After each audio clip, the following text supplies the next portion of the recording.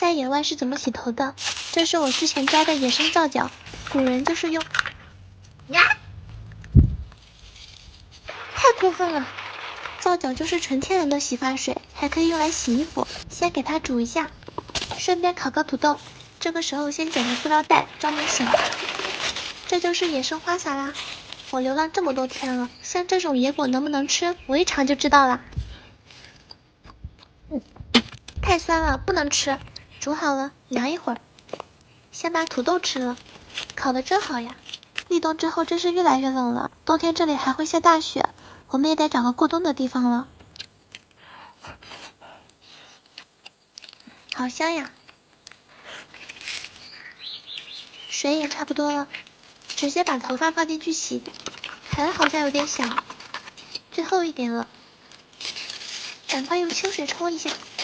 皂角用起来的感觉跟洗发水差不多，洗完一点都不油啦。就是头发湿湿的，有点冷，等它自然风干吧。我们还要赶到太阳下山前找到落脚处，走吧，小波。